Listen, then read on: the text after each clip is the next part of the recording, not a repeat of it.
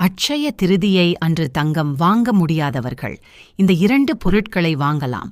மகாலட்சுமியின் அம்சமாக இருக்கும் இந்த 2 பொருளை அட்சய திருதியை நாளில் வாங்கினால் தன தானியம் மட்டுமல்லாமல் ஆடை ஆபரணம் முன்பெருகும் என்கிற ஐதீகம் உண்டு. மகாலட்சுமியின் அம்சம் பொருந்திய கல்லூப்பு மற்றும் குண்டு மஞ்சள் அந்த 2 பொருட்களாகும். இதய காலங்களில் குண்டு மஞ்சளை அதிக அளவில் பயன்படுத்தி வந்தனர். இந்த குண்டு மஞ்சளுக்கு நிறையவே சக்திகள் உண்டு. வீட்டிற்கு வரும் சுமங்கலி பெண்களுக்கு ஒரு குண்டு மஞ்சள் கொடுத்து வழி அனுப்பினால் உங்களுடைய குடும்பம் சுபிட்சம் பெறும். மேலும் முன்னேற வைக்கக்கூடிய சக்தி குண்டு மஞ்சளுக்கு உண்டு. எனவே வீட்டில் எப்பொழுதும் குண்டு மஞ்சள் பூஜை அறையில் இருக்குமாறு பார்த்துக்கொள்வது முக்கியம்.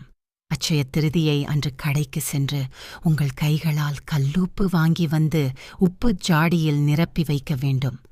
பூஜை அறையில் கொண்டு போய் வையுங்கள்.